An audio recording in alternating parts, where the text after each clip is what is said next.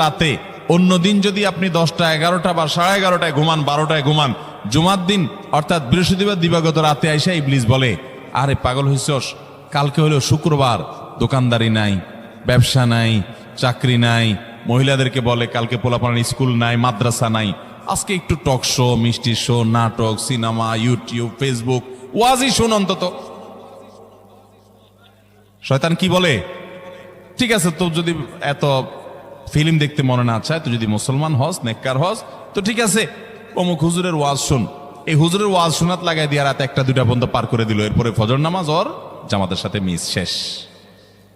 ভাইরা আমার, প্রত্যেক বৃহস্পতিবার আসলে সন্ধ্যার সময় প্রতিজ্ঞা করব, সপ্তাহের অন্য দিন যদি আমার ত্রুটি বিচ্যুতি হয়ও আমি সেটাকে কারেকশন করার চেষ্টা করব, কিন্তু শুক্রবার ফজরটা পুরুষ হিসাবে আমি জামাতের সাথে পড়বই পড়বো। তার জন্য রাতে আগে আগে শোবো, ডাবল ট্রিপল অ্যালার্ম দিয়ে শোবো, অন্য নামাজি বন্ধুকে বলবো ফোন দিয়ে ডেকে দিবি, একে অন্যের সহযোগিতা করব, কিন্তু ফজরের নামাজ জুমার দিন ছাড়বো না ইনশাআল্লাহ। ঠিক আছে তো? কয়টা আমল হলো? 2টা। মনে রাখবেন তো ইনশাআল্লাহ। আগামী বছর তো আমার মাহফিল আমি আর করব না, কিন্তু আগামী বছর যে মাহফিল করবেন সে আলোচককে আমি রিকোয়েস্ট করবো ইনশাআল্লাহ, আয়োজকরা এটার সবক যেন নেয় আগামী বছর। দিতে পারবেন তো ইনশাআল্লাহ? আমল যদি করেন তাহলে সবক ঠিকই দিতে পারবেন। ওই যে ভাই সবগুলো শুনে দিছে, কারণ এই আমল করেন। আচ্ছা, 3 নম্বর আমল হলো সূরা কাহাফ পড়বো। কোন সূরা পড়বো? সূরা কাহাফ। যারা কোরআন পড়তে পারেন না তারা শুনবেন, আর যারা পড়তে পারেন তারা নিজে পড়বেন। সূরা কাহাফ যদি জুমার দিন কেউ পড়ে, নবী করিম সাল্লাল্লাহু আলাইহি ওয়াসাল্লাম বলেছেন এই সূরাটা তার জন্য নূর হবে, নূর, আলো আল্লাহর তরফ থেকে। কিয়ামতের ময়দানে ভয়াবহ গুটগুটে অন্ধকার হবে। কিয়ামতের একটা ভয়াবহ শাস্তি হলো অন্ধকারের শাস্তি। ভাইরা আমার, অন্ধকারের শাস্তি মানে এমন ভয়াবহ অন্ধকার হবে যে দুনিয়ার অন্ধকারের সাথে কোনো তুলনাযোগ্য নয়।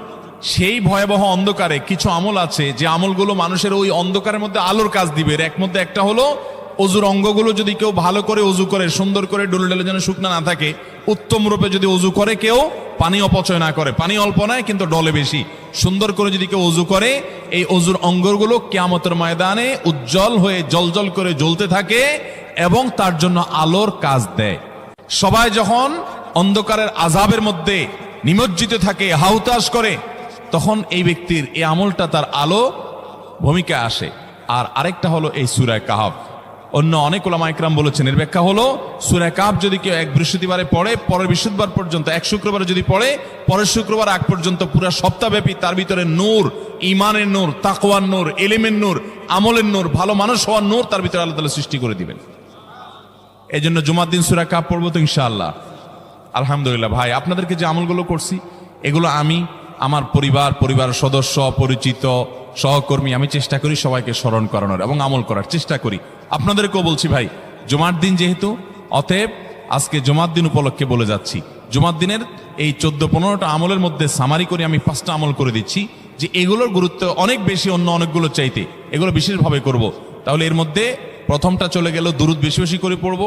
দ্বিতীয়টা হলো জুমার দিনের ফজর নামাজ কোন অবস্থাতে জামাতের সাথে পড়া মিস করবো না, কারণ নবী সাল্লাল্লাহু আলাইহি ওয়াসাল্লাম বলেছেন সকল নামাজের মধ্যে সবচেয়ে সেরা, উত্তম, শ্রেষ্ঠ নামাজ, অর্থাৎ ওয়াক্তিয়া নামাজের মধ্যে সবচেয়ে শ্রেষ্ঠ নামাজ হলো জুমার দিনের ফজরের নামাজ জামাতের সাথে পড়া। তাহলে মহিলারা কি করবে? মহিলারা পুরুষদেরকে উঠায় উঠায় মসজিদে পাঠিয়ে দিবে এবং সহযোগিতা করবে, তাহলে তার মাধ্যমে তারাও একই সওয়াব পেয়ে যাবে। আর 3 নম্বর আমলে বলেছিলাম সূরা কাহাফ, এটা নারী পুরুষ সবাই করবে বেশি বেশি করে। ঠিক আছে তো ইনশাআল্লাহ? আমরা অনেক ভাই আছি সপ্তাহের 6 দিন আমাদের কোরআন পড়ার সুযোগ হয় না, তো অন্তত জুমার দিন সূরা কাহাফটা যদি আপনি বাধ্যতামূলক করেন, আলহামদুলিল্লাহ, এটা অনেক বড় সূরা, পড়তে আপনার 20-25 মিনিট 30 মিনিট সময় পর্যন্ত লেগে যাবে। আপনি আধা ঘন্টা সময় ধরে যদি আস্তে আস্তে সুন্দর করে পড়েন, তো সপ্তাহে একবার অন্তত কোরআনের সাথে আপনি সময় দিলেন। আরেকটা সুসংবাদ শুনেন, সূরা কাহাফ যদি কেউ মুখস্থ করে, তেলাওয়াত করে নিয়মিত, বিশেষ করে সূরা কাহাফের প্রথম 10টা আয়াত যদি কেউ মুখস্থ করে, নবী করিম সাল্লাল্লাহু আলাইহি ওয়াসাল্লাম বলেছেন কিয়ামতের আগে দাজ্জালের যে ফিতনা আসবে, যেই ফিতনায় বহু মানুষ দাজ্জালকে আল্লাহ মনে করে বেঈমান হয়ে জাহান্নামে যাবে, এই ফিতনা থেকে পৃথিবীতে এমন কোন নবী ছিল না, এমন কোন রাসূল আসেন নাই। এই মানব ইতিহাসের প্রথম মানুষ আদম আলাইহিস সালাম থেকে নিয়ে আমাদের মুহাম্মদ সাল্লাল্লাহু আলাইহি ওয়াসাল্লাম পর্যন্ত এই লক্ষ লক্ষ যত নবী রাসূল এসেছে, সমস্ত নবী রাসূলরা একটা ব্যাপারে সাবধান করে গেছেন, দাজ্জাল আসবে, যে দাজ্জালের হাতে পাওয়ার থাকবে এত বেশি, অলৌকিকত্ব থাকবে এত বেশি, সে মরা মানুষকে জিন্দা করে ফেলবে, জিন্দা মানুষকে বলবে সে মরে যাবে, তার হাতেই সব কন্ট্রোলিং পাওয়ার থাকবে, দুনিয়ার সমস্ত রিজিক তার হাতে কক্ষিগত থাকবে, এমন পাওয়ার থাকবে তাকে দেখে মানুষ বলবে হ্যাঁ এই তো আল্লাহ, এই তো সবকিছু পারে, বেঈমান হয়ে যাবে। এই দাজ্জালের ফিতনায় তোমরা পড়বা না, বেঁচে থাকবা। বুদ্ধি দিয়া বিবেক দিয়ে মানুষ বাঁচতে পারবে না। দাজ্জালের ফিতনা থেকে বাঁচার জন্য সকল নবী রাসূলরা এই জন্য সাবধান করেছেন। আমাদের নবী সাল্লাল্লাহু আলাইহি সাল্লাম নামাজের শেষ বৈঠকে দোয়া মাসুরের জায়গায় একটা দোয়া পড়তেন, আল্লাহুম্মা ইন্নী আউযু বিকা মিন আযাবিন নার ওয়া আযাবিল কবর ওয়া আউযু বিকা মিন ফিতনাতিল মাহইয়া ওয়াল মামাত ওয়া আউযু বিকা মিন শাররি ফিতনাতিল মাসীহিদ দাজ্জাল। আল্লাহ আপনার কাছে দাজ্জালের ফিতনা থেকে পানা চাই। 1450 বছর হয়ে গেছে, এখনো দাজ্জালের আবির্ভাব হয় নাই, হবে কিয়ামতের আগে। কখন হবে আল্লাহ ভালো জানেন। কিন্তু নবী সাল্লাল্লাহু আলাইহি সাল্লাম বলেছেন, সূরা কাফের প্রথম 10 আয়াত যদি কেউ মুখস্থ করে তো এই ব্যক্তিকে আল্লাহ রাব্বুল আলামিন এবং যদি তেলাওয়াত করে এই ব্যক্তিকে আমলের মাধ্যমে দাজ্জালের ফিতনা থেকে আল্লাহ বাঁচিয়ে রাখবেন।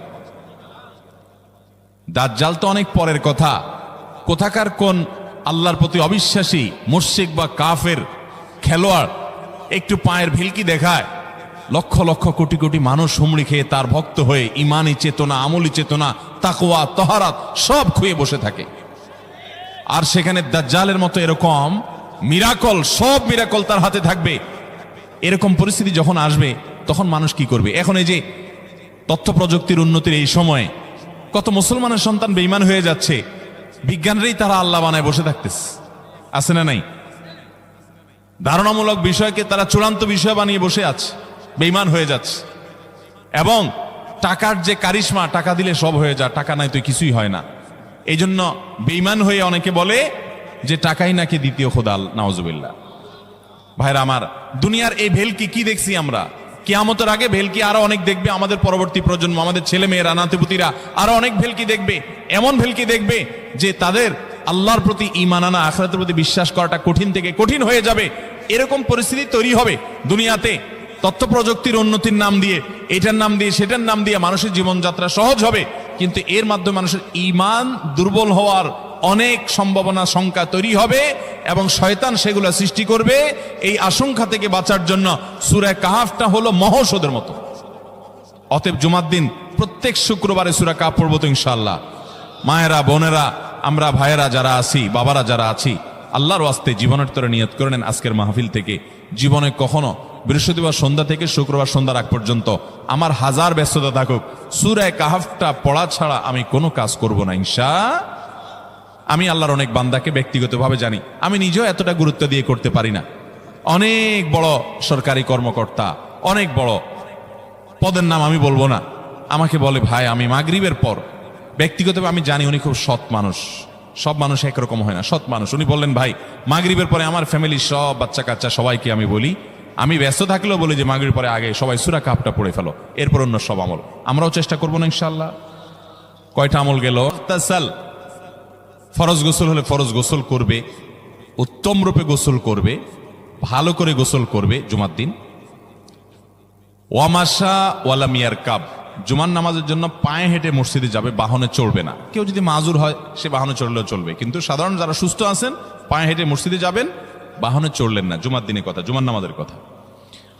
ওয়াদানা মিনাল ইমামে ওয়ালাম ইয়ালগু, ইমামের কাছাকাছি গিয়ে বসবে, দূরে না, যত কাছে যেতে পারে একদম সামনের কাতার ইমামের কাছাকাছি গিয়ে বসবে, কোনো অনর্থক কথা বলবে না, দুনিয়াবি কথা বলবে না, বেহুদি কাজ করবে না। ওখানে গিয়ে যতক্ষণ সময় পাবে জিকির, আজকার, তেলাওয়াত, তাসবিহ, দোয়া, রোনাজারি, কান্নাকাটি, বই পড়া, দিনই কাজ করা, এর মধ্যে সে কাটাবে নিজেকে। এই কয়েকটা কাজ যদি করে তাহলে কাজ কয়টা হলো? আগে আগে ঘুম থেকে উঠা, ওই যে ফজর নামাজ জামাতের সাথে পড়া ইত্যাদি, গোসল করা উত্তম রূপে, আর পায়ে হেঁটে মসজিদে যাওয়া, বাহনে না চড়া। 4 নম্বর হলো ইমামের কাছাকাছি গিয়ে বসা, কোনো অনর্থক কাজ না করা।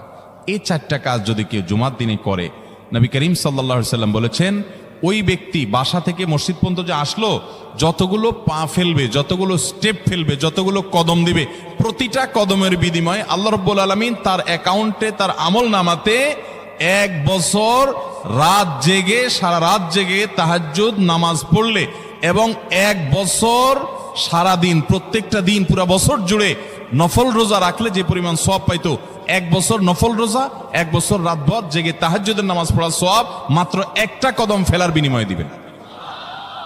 তাহলে আপনার বাসা থেকে যদি মসজিদে আসতে 100টা কদম হয়, 100 বছরের নফল নামাজ, 100 বছরের নফল রোজা, আপনি এটার সওয়াব আপনার অ্যাকাউন্টে জুমার দিন মাত্র 4টা কাজ করার মাধ্যমে আপনি পেয়ে যাবেন। এবং এটি অনেক হাদিস বিশ্লেষকগণ বলেছেন, কোরআন হাদিসে বহু ফজিলতের কথাই বলা আছে। এত বিপুল পরিমাণে, এত অধিক পরিমাণে সওয়াবের কথা যে কারো বাসা থেকে অনেকের আছে যেতে 500 স্টেপ পড়বে। 500 স্টেপ পড়লে কতটুকু হয়? সামান্য একটু জায়গা যেতে 500 কদম হয়ে যায়। অনেকের বাসা থেকে যেতে 500 কদম পড়ে 300 কদম হয়। তো সে এই 500 বছর নফল নামাজ, নফল রোজা, রাত ভর দিন ভর করার সওয়াব, কন্টিনিউয়াসলি করার সওয়াব মাত্র এই মসজিদে গেল আসলো, এই 4টা শর্ত পূরণ করে সেটা সওয়াবটা পেতে পারে। যদি সপ্তাহে 4 জমা হয় তাহলে 4 বার 500 করে যদি হলো 2000 বছর, এভাবে তার আমল আমাদের সওয়াবের পাহাড় সে জমা করতে পারে শুক্রবারের ছোট্ট আমলটার মাধ্যমে। চেষ্টা করব না ইনশাআল্লাহ? আমি দেশে বিদেশে অনেক আল্লাহর বান্দাকে আমি শুনেছি, এ হাদিস আমি যেদিন থেকে জেনেছি আমি চেষ্টা করেছি এটার আমল, এটার প্রচার মানুষের মধ্যে ছড়ানোর। আমি যখন সৌদি আরবে আজ থেকে আর অনেক বছর আগে, তখন কোন এক বক্তব্যে আমি আমলের কথা বলেছি। আমার অনেক ভাইয়েরা দেশে বিদেশে দেখে বলছেন, ভাই আমলটা শুরু করেছি, আমার কাছে ভালো লাগে, আপনারাও আমলটা করবেন, অন্য আরেকজনকে শিখাবেন এবং দাওয়াত দিবেন। ঠিক আছে তো ইনশাআল্লাহ? তাহলে কয়টা আমল গেল? 4টা। 1 নম্বর গেছে বেশি বেশি দুরূদ পাঠ করা, 2 নম্বর হলো জুমার দিনে ফজর নামাজ জামাতের সাথে পুরুষরা পড়া, 3 নম্বর হলো সূরা কাহাফ পড়া, তেলাওয়াত করা, আর 4 নম্বর হলো এই 4 শর্ত পূরণ করে মসজিদে আগে আগে গিয়ে সুন্দর করে খুতবা শুনে চলে আসা, কোনো কথাবার্তা, খুতবা চলাকালীন সময় কোনো কথাবার্তা, অনর্থক কাজ না করা। 5 নম্বর এবং সর্বশেষ আমল হলো জুমার দিনে একটা সময় আছে দোয়া কবুল হয়। দোয়া কবুলের যে সময়গুলো আছে এর ভিতরে অত্যন্ত ইম্পর্টেন্ট একটা সময় হলো জুমার দিন। শুক্রবারের একটা সময় সম্পর্কে নবী সাল্লাল্লাহু আলাইহি ওয়াসাল্লাম বলেছেন যে একটা সময় আছে শুক্রবারের, এই সময়ে বান্দা কোনো দোয়া করলে আল্লাহ তাআলা ফিরিয়ে দেন না, কবুল করেন। কিন্তু সময়টা যে ঠিক কখন এটা হাদিসে নবী সাল্লাল্লাহু আলাইহি ওয়াসাল্লাম বলেন নাই, যাতে করে হয়তো আমরা সারা দিনেরই কম বেশি দোয়ার চেষ্টা করি। এই বিষয়ে মুহাদ্দিসগণ, হাদিস বিশ্লেষকগণ, পণ্ডিত ওলামায়ে কেরামগণ হাদিসের বিভিন্ন আকার ইঙ্গিতকে গবেষণা করে, অ্যানালাইসিস করে এক একজন এক এক সময়ের কথা বলেছেন। তবে বেশিরভাগ ইমাম, বেশিরভাগ পণ্ডিত ওলামায়ে কেরাম, বেশিরভাগ আপনার ইসলামিক স্কলারগণের বক্তব্য হলো যে এই সময়টা হলো জুমার দিনের শেষ প্রহর, আসরের পর থেকে নিয়ে সূর্য ওঠার আগ পর্যন্ত এই সময়টা। অতএব আমরা জুমার দিনের 5 নম্বর আমল হলো বেশি বেশি করে সারাদিনই কম বেশি দোয়া করব। দোয়ার জন্য সবসময় হাত তোলাও জরুরি না, যদিও সাধারণ অবস্থায় দোয়ার জন্য হাত তোলা আদব, কিন্তু আপনি চলতে ফিরতে, উঠতে বসতে, কাজের ফাঁকে আপনি আল্লাহর কাছে মনে মনে দোয়া নিবেদন করবেন। অনেক চাওয়া আমাদের কাছে, আমাদের আল্লাহর কাছে আছে। ভাইরা আমার, নবী রাসূলুল্লাহ সাল্লাল্লাহু আলাইহি ওয়াসাল্লাম বলেছেন কারোর পায়ের জুতার ফিতাটা ছিঁড়ে গেছে হাঁটার সময়, এটার এমন কি লাগালে ঠিক হয়ে যাবে, কিন্তু একজন ইমানদার ওইটার জন্য সে আল্লাহর কাছে সাহায্য চাইবে। আল্লাহ, এটাও একটা বিপদ, একটা ছোট বিপদ থেকে অনেক কিছু ঘটে যায়, আপনি আমাকে উদ্ধার করেন। সে সবসময় আল্লাহর দিকে মনোনিবেশ করবে। নবী করিম সাল্লাল্লাহু আলাইহি ওয়াসাল্লামের পুরো জীবনকে যদি আপনি অ্যানালাইসিস করেন, আপনি অবাক হয়ে যাবেন।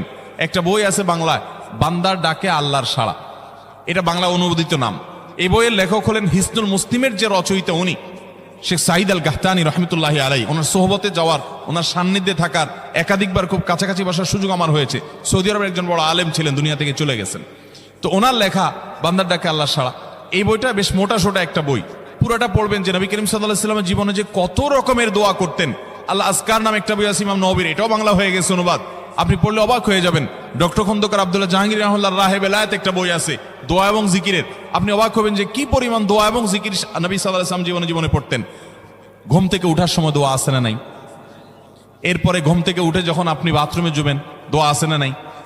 আবার টয়লেটে গেলেন, টয়লেট সেরে আসলেন, আপনি ওযু করবেন, ওযুর জন্য দোয়া আছে না নাই? বিসমিল্লাহ। এরপরে ওযু শেষ করলেন, কালিমা শাহাদাত আছে না নাই? এরপরে আপনি যখন ঘর থেকে বের হয়ে মসজিদে যাবেন, বের হওয়ার দোয়া আছে। বের হয়ে আপনি মসজিদে যাচ্ছেন, যাই পথে পড়ার আলাদা দোয়া আছে। এরপরে আপনি মসজিদে প্রবেশ করবেন, তার জন্য দোয়া আছে। মসজিদে ঢুকার পরে মসজিদে ঢুকার নামাজ আছে। এরপরে মসজিদে নামাজ বন্দেগী ইবাদত জিকির করে বের হচ্ছেন, সেটার জন্য আবার দোয়া আছে। আবার আপনি যাচ্ছেন, কাজকর্মে যাচ্ছেন, বাজারে যাচ্ছেন, সেটার দোয়া আছে। স্ত্রী সহবাস করার সময় দোয়া আছে। দোয়া নাই, জিকির নাই, এমন কোনো মুহূর্তে ইমানদারের জীবনে থাকতে পারে না। নবী করিম সাল্লাল্লাহু আলাইহি ওয়াসাল্লাম এই পরিমাণ দোয়া করতেন। এই জন্য ভাইরা, দোয়া যদি সবসময় করতে কষ্ট হয় হাত তুলতে, আপনি হাত তোলা ছাড়া শুক্রবারে দোয়া করেন, দোয়াটা অনেক বেশি করা দরকার। আমাদের কত জিনিস আল্লাহর কাছে চাইতে হয়, আমরা আল্লাহর কাছে চাই না। পেটে অসুখ হয়েছে, আমরা ডাক্তারের কথা মাথায় আগে আসে, আপনি ওষুধ খান, ওষুধ খাওয়া সুন্নত, কিন্তু ইমানদার সবকিছুর আগে আল্লাহর কথা স্মরণ করবে এবং আল্লাহর কাছে বলবে, আল্লাহ আপনি সহজ করে দেন। আপনার অসুখ হয়েছে, সবকিছুর আগে নাপার কথা মনে আসে, আরে ভাই প্যারাসিটামলের কথা মনে আসেটা দোষের না, কিন্তু আপনার মনে আগে আসতে হবে যে নবী সাল্লাল্লাহু আলাইহি সাল্লাম দোয়া শিক্ষা দিয়েছেন, যদি কেউ ব্যথার জায়গায় হাত দেয় এবং পড়ে আউযু বিইজ্জাতিল্লাহি ওয়া কুদরাতিহি মিন শাররি মা আজিদু ওয়া হাজির, আল্লাহ রাব্বুল আলামিন তার ব্যথা দূর করে দিবেন। এক সাহাবী এই হাদিসের উপর আমল করে তৎক্ষণাৎ তার ব্যথা দূর করেছেন। শুধু ইয়াকিনের অভাব, শুধু বিশ্বাসের অভাব, ঈমানের অভাব। তাহলে আমাদের আল্লাহর দিকে মনোনিবেশ করতে হবে দোয়ার জন্য বেশি বেশি। তাহলে শুক্রবারে 5 নম্বর আমল হলো বেশি বেশি কি করবো ইনশাআল্লাহ, দোয়া। বেশি বেশি দোয়া করবেন, উঠতে বসতে চলতে ফিরতে। বিশেষভাবে সূর্য ডুবার আগের যে সময়টা শুক্রবার, অর্থাৎ দিনের শেষ সময়টা, বিশেষভাবে আল্লাহ তাআলার কাছে দোয়া করব। ঠিক আছে তো ইনশাআল্লাহ? কয়টা আমল বললাম? 5টা আমল। 1, বেশি বেশি দুরূদ। 2, ফজর নামাজ জামাতের সাথে পড়া পুরুষরা, মহিলারা অক্তমত পড়বেন, মহিলাদেরকে পুরুষদেরকে পাঠিয়ে দিবেন মসজিদে। 3, সূরা কাফ পড়বেন। 4, আগে ঘুম থেকে উঠে উত্তম রূপে গোসল করে মসজিদে আগে আগে গিয়ে পায়ে হেঁটে গিয়ে সামনে সামনে ইমাম সাহেবের কাছাকাছি গিয়ে বসা, অনর্থক কথা কাজ না করা, তেলাওয়াত জিকির আজকারের মাশগুল থেকে নামাজটা পড়ে বের হয়ে আসা, এই কাজ। নাম্বার 5, দোয়া করা, বিশেষ করে দিনের শেষ প্রহরে। আমল করবো তো ইনশাআল্লাহ? মনে থাকবো তো ইনশাআল্লাহ? আমরা প্রয়োজনে বাসায় গিয়ে একটা কাগজে নোট করে ফেলবো, লিখে ফেলবো, লিখে এরপরে ওয়ালে টাঙ্গায় দিবেন বাসায়, যে জুমার দিন এই 5 কাজ আমি ছাড়বো না। আপনি যদি মনেও না থাকে, আপনার যদি ভুলেও যান, আপনি এই কাগজ আপনাকে মনে করাবে ইনশাআল্লাহ। বাসায় ফ্যামিলির লোকদের সাথে শেয়ার করবেন, জুমার দিন হুজুর বলেছেন, আমি একটু আমার মন থেকে বলিনি, এগুলো সব কোরআন হাদিসের কথা বলেছি আপনাদেরকে। কোরআন হাদিসের আলোকে 5টা আমলের কথা বলেছেন, বিশেষভাবে জুমার দিন আমি 5টা আমল করবই করব। ভাইরা আমার, প্রত্যেক জুমার দিন যদি আপনি একটু ইমানের রিচার্জ করেন, ইনশাআল্লাহ সারা সপ্তাহ আপনার জন্য সেটা উপকারে আসবে। চেষ্টা করবো তো ইনশাআল্লাহ। এবং দোকানে অফিসে টাঙ্গায় রাখবেন। যারা এই টাঙ্গায় রাখার আমলটা করবেন, আয়োজক যারা আছেন, আপনাদের কাছে আমার অনুরোধ, যে ভাইরা এই কাজটা করছেন, ওনারা যদি আয়োজকদের মাধ্যমে ছবিটা আমার কাছে পাঠাইতে পারেন, আমার অফিসে নিয়ে আমি ইনশাআল্লাহ নিজে হাতে তাদের পুরস্কার দেব। বিশেষ করে এই মাহফিলের লোক যারা আছেন আজকের, আয়োজকদের মাধ্যমে। আল্লাহ তাআলা এই আমলগুলো আমাকে আপনাকে আমাদের সবাইকে করার তৌফিক দান করুন। আমল মনে রাখবো তো ইনশাআল্লাহ? আমল করবো তো ইনশাআল্লাহ? যাদের কাজ আছে, ফজর নামাজটা বিশেষ করে মিস হবে মনে হয়, তারা যাইতে পারেন, কোনো অসুবিধা নেই। অন্যান্য সময় আমরা সাধারণত দেখি যে মানুষ ঠেকায় না, মানুষ ঠেকানো না, বিশেষ করে রাত বেশি হয়ে গেলে ফজর নামাজ মিস হবে এই আশঙ্কা হলে আপনার বসার চাইতে বরং যাওয়া ভালো। যাই হোক ভাই, কিন্তু আওয়াজ না করি, সবাই আওয়াজ বন্ধ করি। ভাই প্রশ্ন উত্তরে যাই আমরা, বিসমিল্লাহ। প্রথম প্রশ্ন, মেয়েদের মডেলিং বোরকা পর্দার জন্য কতটুকু জায়েজ? আপনারা অনেকে বোরকা বিক্রি করেন না, এখানে আছে না ভাইরা আমার? যে সমস্ত বোরকার মধ্যে কারুকার্য আছে অনেক বেশি, বোরকার মধ্যে আবার মডেলিং হয়, অবাক করা বিষয়। কিয়ামতের আগে যে আসলে আরো কত কিছু হবে। এই বোরকার উপরে যদি মডেলিং কারুকার্য হয়, চাকচিক্য হয়, বোরকা যদি খুব টাইট ফিট হয়, বোরকা যদি এমন হয় যে বোরকা বরং পুরুষের দৃষ্টিকে আরো বেশি আকর্ষণ করে, তাহলে এই বোরকা ঢাকার জন্য আরেকটা বোরকা লাগবে। তা না হলে পর্দা হবে। পর্দার উদ্দেশ্য হলো নিজের সৌন্দর্যকে অনাবৃত করা, নিজের সৌন্দর্যকে ঢেকে রাখা, এটাই হলো পর্দার কি উদ্দেশ্য। সেখানে যদি পর্দার উদ্দেশ্যটাই নষ্ট হয়ে যায়, তাহলে এই বোরকা পরলে পর্দা করার যে নির্দেশ সেটা পালন হবে। ভাইরা আমার, এই জন্য টেডি মার্কা বোরকা, আপনার এই মডেলিং মার্কা বোরকা, স্টাইলিশ বোরকা, এগুলা পর্দা হবে না এগুলা দ্বারা। হ্যাঁ, কোনো নারী তিনি খোলামেলা চলাফেরা করেন, তিনি দিনের পথে মাত্র আসছেন, মডেলিং দিয়ে শুরু করছেন, আস্তে আস্তে ইনশাল্লাহ পিওর বোরকা যাবেন। হ্যাঁ, সেই হিসাবে তার জন্য আমি বলতে পারি এটা ওজর, ঠিক আছে, উনি চেষ্টা করেছেন, শুরুটা অন্তত করেছেন। কিন্তু ভাইরা, পরিপূর্ণ পর্দা করতে চাইলে এই মডেলিং বা স্টাইল মার্কা বোরকা হবে।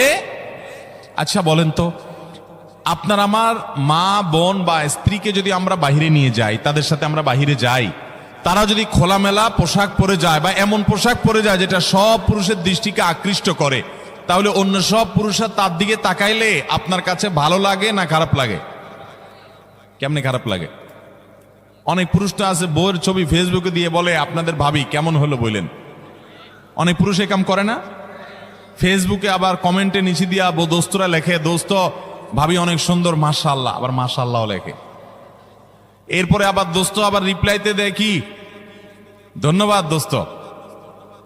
মানে আমার বউরে তুই সুন্দর বলছস, তার মানে তুই দেখছস, মনে মনে জল্পনা কল্পনা করছস, করে আবার লিখছস, এই জন্য তোর ধন্যবাদ। ভাইরা আমার, মানুষের বিবেক যখন লোপ পেয়ে যায় তখন সে হিতাহিত জ্ঞান হারিয়ে ফেলে।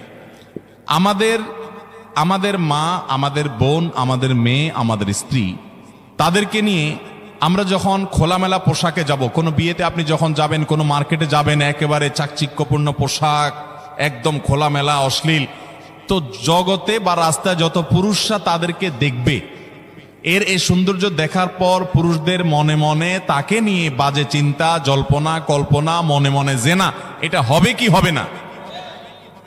না, হবে না। সবাই কি বাজে চিন্তা করে আপনার মতো? পবিত্র চিন্তা করতে পারে না? কি বলেন ভাইরা আমার? যারা নিজেদের বউকে নিয়ে এটা নিয়ে সন্দেহে আছেন, আমি তাদেরকে বলতেছি, আমাকে উত্তর দেওয়া লাগবে না। আপনার নিজেকে প্রশ্ন করেন, নিজের বিবেককে প্রশ্ন করেন, আপনি এরকম মহিলা রাস্তাঘাটে দেখলে আপনার কি হাল হয়? আপনি যা যা চিন্তা করেন, আপনার বউ, আপনার মা বোনকে নিয়ে এভাবে আপনি বের হলে অন্যরাও সে চিন্তাই করে। আল্লাহ আমাদের বিবেকটাকে খোলার তৌফিক দান করুন। আমি মিডল ইস্টে, বিশেষ করে সৌদি আরবে অনেক মানুষ দেখছি, দিনদারির নামগন্ধ নেয়, টাকার নিচে সে জুব্বা পরে, হারাম কাজ করে, বিড়ি খায়, সিগারেট খায়, 2 নম্বরই করে, মানে মুসলমান হিসেবে কোনো ভালো মুসলমান না। কিন্তু গল্লির ঠাওয়ার ঠিক আছে, জায়গা মতো সে একেবারে সুসের মতো সোজা, বইয়ের ব্যাপারে পরিপূর্ণ পর্দা মেনটেন করে, কোনো রাষ্ট্রীয় নির্দেশের কারণে না। বেশিরভাগ পুরুষরা এটা করে এই জন্য, কারণ সে জানে তো সে নিজে অন্যের মেয়েকে খোলামেলা দেখলে কি জল্পনা কল্পনা তার মনে আসে সে জানে, অতএব তার স্ত্রীকে নিয়ে গেলে অন্যরা কি জল্পনা করবে সে জানে, এই জন্য তার আত্মসম্মান বোধের জায়গা থেকে সেটা করে। মুসলমান নারী, তার ভিতরে আত্মসম্মান বোধ থাকবে যে আমাকে নিয়ে মানুষ বাজে চিন্তা করবে, জল্পনা কল্পনা করবে, নোংরা চিন্তা করবে, এটা কোনো নারী করতে দিতে পারে? একজন খোলামেলা বেপর্দা নারীকে দেখে যত মানুষ মনে মনে তাকে জেনা করে, সে মনের কথাগুলো যদি মানুষ বলতো, এই নারী জুতা দিয়ে পিটতে পিটতে রাস্তা যাইত। কিন্তু সে মনে মনে মানুষের এই জেনার কাজ সে করে যাচ্ছে। আল্লাহ আমাদেরকে পর্দার গুরুত্ব বোঝার তৌফিক দান করুন। এটা নারীর জন্য অসম্মান না, এটা নারীর জন্য বরং সম্মানের, এটা নারীর ইজ্জত রক্ষার জন্য সবচেয়ে বড় মাধ্যম। আমাদের সেকুলার, অতি সেকুলার, উগ্র নাস্তিক বন্ধুরা বলে যে হুজুরদের মনটাই খারাপ, এই বেটারা বলে মহিলা দেখতে বলে তাদের বলে অবস্থা খারাপ হয়, এই বেটাদের চরিত্রই খারাপ। অর্থাৎ আমাদের এই ভাইরা যারা এই সমালোচনা করতেছেন, আমাদের এই ভাইগুলোর দ্বারা মনে হচ্ছে যে ওনাদের মনের ভিতরে কোনো এই সমস্ত বাজে চিন্তা আসে না, ওনাদের মনটা একদম ফেরেশতার মতো পবিত্র। এরকম যাদের কোনো চিন্তা জল্পনা কল্পনা আসে না, এরা হয় মিথ্যুক আর না হলে রুগী। হয় এগুলারে ডাক্তার দেখাইতে হবে, পুরুষত্বের ঘাটতি আছে, আর নাহলে মৃত্যু। আল্লাহ তাআলা সৃষ্টি করেছেন এভাবে, তোমার কোনো মনে চিন্তাই বাজে আসে না, তোমার মতো এই অসুস্থ মানুষ, তোমার তো হাসপাতালে ভর্তি হওয়া উচিত। আল্লাহ রাব্বুল আলামিন আমাদেরকে পর্দার গুরুত্ব বোঝার তৌফিক দান করুন। অনেক পুরুষ আছে নিজের বউয়ের জন্য চাকচিক্যপূর্ণ বোরকা পরে নিয়ে যান। না ভাই, আপনার বউর যত সাজগোজ সব বাসা বাড়িতে হবে একান্তে। আপনি বাইরে রাস্তাঘাটে কেন বিলে বেড়াচ্ছেন? মহর দিয়ে বিয়ে করছেন আপনি, আর রাস্তাঘাটে মানুষকে দেখা বেড়াচ্ছেন। আত্মসম্মান বোধ থাকা উচিত।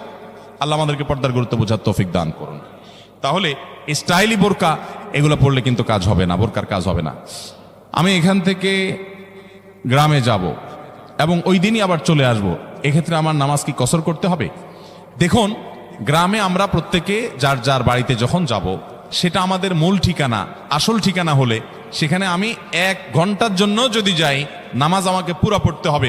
নিজের স্থায়ী ঠিকানাতে কখনো কসর হয়?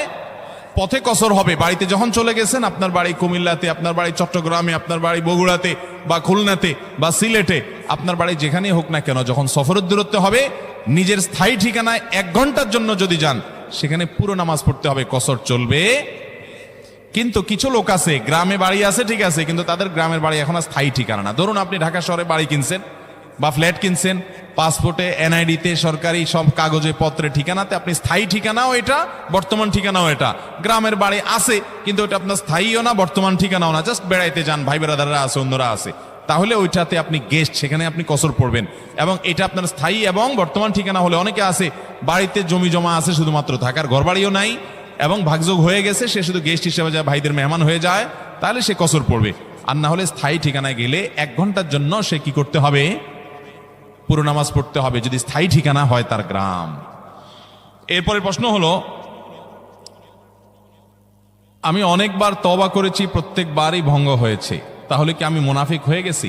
না ভাই, তওবা হওয়ার পর তওবা ভেঙে যাওয়াটা অস্বাভাবিক নয়। আপনারা খুশি হবেন শুনে, আমাদের রব আল্লাহ রাব্বুল আলামিনের একটা গুণবাচক নাম হলো তাওয়াব। কি নাম ভাই?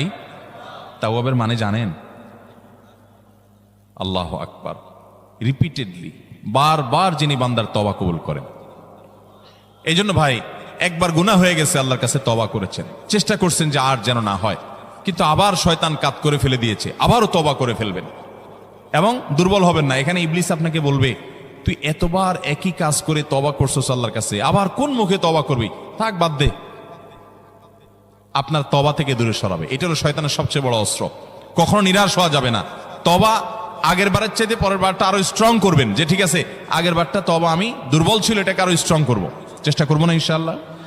তাহলে তওবা বারবার করতে হবে, বারবার করতে হবে। ভেঙে গেলে আরো শক্ত হার্ডলি তওবা করতে হবে, নিজের প্রতি নিজে শাসন চালাতে হবে। এভাবে ইনশাআল্লাহ সামনে আগাইতে হবে। ভারতবর্ষে একজন কবি বলেছেন, আরে ইয়ে কুস্তি তো হয় অমর ভর কি, কবি ও দাবালে কবি তু দাবালে।